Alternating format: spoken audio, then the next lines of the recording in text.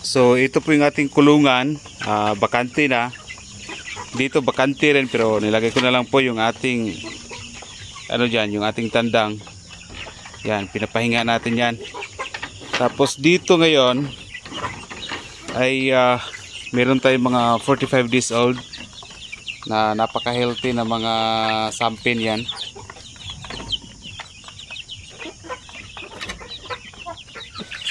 So 45 days old na sampin. So pag-usapan na lang natin ngayon is ano kaya mangyari kung walang bibili po sa ating mga sisiw. Ano po kayang dapat natin gawin? So una-una sa lahat ay kaya nga po dito sa ating lugar, sa kanya-kanya nating mga lugar, kailangan ay titingnan natin is bago tayo mag-alaga ng mga manok. Kasi lahat ng mga manok naman kasi is maganda yan lahat. Depende na lang kung ano po yung in demand sa inyong lugar. So dito ako nagsimula at tinitingnan ko yung pinaka super in demand dito sa aming lugar ay ito po yung mga native chicken. Kaya ito yung pinipili po namin na inalagaan na mga manok niyan. Tulad ganyan, 100% native ito kasi sampin. So ang ginagawa ko, halimbawa sa side ko na lang, sa opinion at sa personal experience ko, halimbawa kung walang bibili po sa ating mga sisiw, ang una kong ginagawa nito ay palakihin po natin. Kasi nga dito ay meron namang bibili sa akin ng 250 per kilo ng bultuhan. Actually nga yung buyer nag-suggest na gagamit daw ako ng incubator kasi tuwing pupunta sa dito, kaunti lang po yung kanyang madadala na per kilo. Ayun. Pero kaso, yan lang po yung kaya nating maibigay sa ibang mga buyer na gustong bumili ng per kilo sa ating mga manok.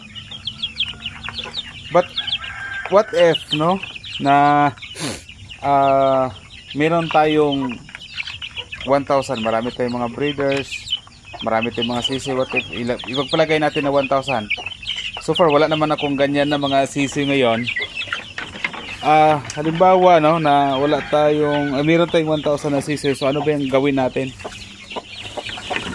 So yun, madali lang yon kasi nga kaya nga yung pinipili natin ay native chicken dahil napakataas ng demand sa iba't ibang lugar. Kahit saang lugar man siguro ang native chicken ay hindi po siya nalalaos po.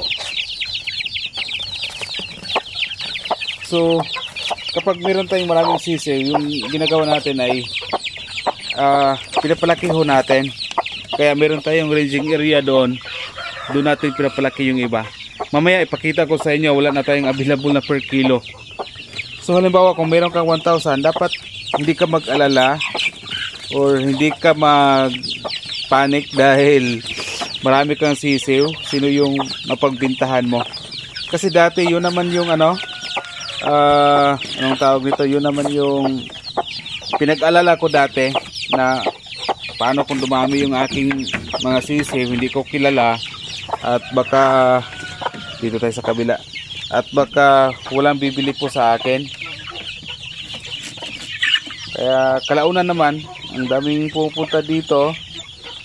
May mga restaurant tayo na nag-contact, yun gusto niya magpa-supply pero wala tayong may supply sa ngayon kasi short tayo palagi sa ating native chicken. So yan po ang ating mga sampin. So pinaka the best idea para na hindi kayo magpanic kung marami na kayong manok at nahirapan kayong magbenta.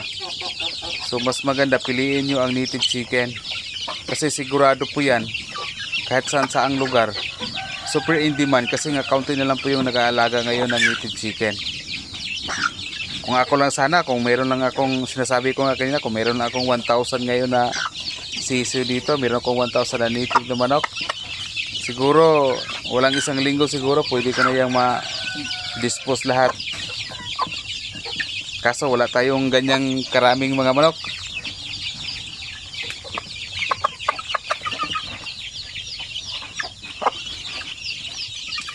kasi halimbawa, meron kang ganyang lahing manok, maganda, malaki, hindi naman in demand sa inyong lugar. So, sinong mapagbintahan mo kung walang bumibili? Ang problema sa pagmamanok, no, na problema natin dito, kung wala kang buyer, ay malaking problema na yan. Kasi paano na ba yung cycle dito sa inyong manukan? Saan ka kukuha ng pambili ng inyong feeds, mga vitamins pa nito at iba pa na kailangan sa inyong mga manok? Saan ka kukuha? Pwede na lang kung marami ka talagang pera, pwede yon. Pero yung tulad ka lang sa akin na walang wala din, ay nako, malaking problema yon. Kaya tayo makabili ng ating mga feeds, kailangan ng ating mga manok, makabili tayo ng mga kulungan at kung ano pang kailangan sa manok. Kasi nga halos linggo-linggo ay meron tayong meron kumukuha sa atin ng mga sisiw. So ako, wala akong pakialam kung walang bumili sa akin ng mga sisiw. Mas okay ngayon eh. Kasi paramihin ko na lang at magsisilik ako ng breeder kasi short ako sa supply ng per kilo dito sa amin. Kasi dito sa amin, nag-ikot-ikot ako dito, parang ako lang yung may manukan dito na native chicken. So iwan ko ba kung bakit kaunti na lang ang nag-aalaga ngayon ng native chicken siguro. Meron, pero 5, 6 for personal consumption lang. Pero yung marami talaga na ginagawang negosyo na tulad sa akin, ay iilan na lang kaya siguro, di ba? So yun naman lang talaga ang pinaka-importante sa native chicken, na dapat una-una sa lahat sa inyong lugar bago kayo magsimula, alamin nyo kung hindi man ba, alamin nyo kung may market ba kayo sa inyong manok. Kasi pag wala yan, nako, paano na? Napakagastos ang manukan actually. So kung wala kang rolling dito na na pera, walang bumibili sa iyo, malaking problema talaga. So kahapon pala, no, meron tayong buyer kahapon, kaya marami ng bakante dito sa ating kulungan ng basilan. So shout out pala kay Sir Jipoy Ulams, yung bumili sa akin kahapon. Hindi na lang natin na videohan kasi nga nagmamadali rin tayo kasi meron pa tayong ibang gagawin. So meron pang bumibili dito sa akin na hindi ko na binibidyohan pa. Lalo na nagmamadali tayo, marami pa tayong dapat gawin. Alam nyo, ginagawa ko na lahat ngayon. Nagninegosyo, nagtatrabaho, nagbablog, so lahat na. Kaya busy tayo. Halos wala tayong bakante na oras. Kaya minsan pasensya kung hindi tayo maging active o hindi tayo makapag-upload araw-araw sa ating YouTube. Kasi nga meron naman tayong ibang ginagawa aside sa pagmamanok. Ayan.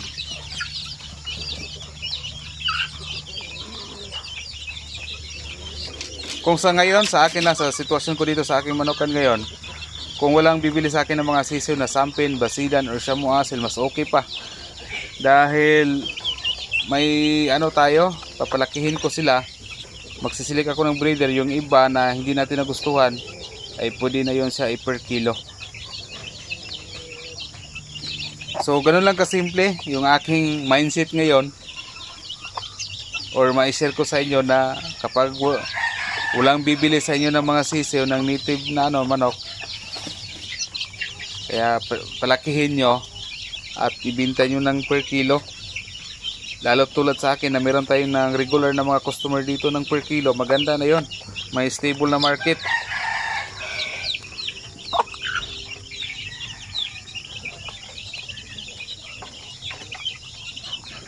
So ang ganda lang po dito sa aming lugar ay hindi po binabarat yung aking mga manok dito. Ayaw ko rin ibinta siya ng palugi yung ating manok actually. Kasi nga mahirap yun. Nakakapagod mag-alaga, ibinta mo lang ng palugi. So dapat kumikita ang ating manukan.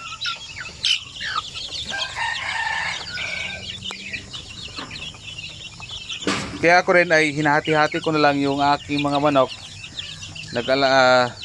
meron akong i-out na mga sisiw at meron din akong per kilo. Kasi nanghinayang ako doon sa ibang mga buyer na pumupunta dito at wala tayong maibigay ng per kilo sa kanila. Yung kahapon nga, ay no, nang nakaraan, may magbe-birthday sa anak, kaso sabi niya bibili sa akin ng per kilo, na tinanggihan ko na lang. Kasi nga wala. Yung iba doon hindi pa pwede. Kasi hindi pa umabot ng 3 months o yung per kilo yung iba. So dito tingnan natin yung ating basila naman. Ayan. So dito wala na, nabili na kahapon dito kay Sir Jipoy Ulams yung ating basilan. Dito rin na wala na, out na. May bumili na. Dito rin natin yung mga basila na 1 month old. Ayan. Ang nagustuhan ko sa per kilo ay maganda ang basilan. Kasi nga pinakita ko sa inyo 2 months mahigit. Wala pa siyang 3 months, nag 1 kilo na siya. So yun ang maganda sa basilan. Pero ang sampin maganda kasi malakas siya mangitlog. Ang sa akin ngayon na mga sampin, kaya maraming mga siso yung ibang inahin ko dito. Okay. Dito rin ay meron tayong mga sampin na 16 oh. Yan, dami nila.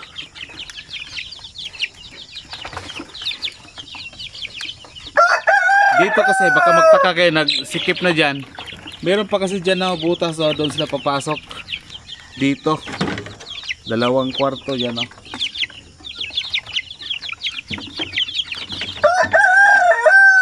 Kaya malaki yung space din dito. So kasya ang 16 na sisi, 1 month old. Yan, super healthy at saka malakas kumain yung ating mga sisiw. So ngayon ipapakita ko sa inyo dito sa ating ranging area na totoo talaga na wala na tayong available na per kilo kasi binibili na. So pakainin natin sila ng konti. Dahil kanina nagpakain na ako pero dagdagan na lang natin para makapakita nyo. So ito, meron tayong dala na pagkain. Actually pinapakain ko na yan kanina pero ngayon ay bibidyohan po natin sila. So yan.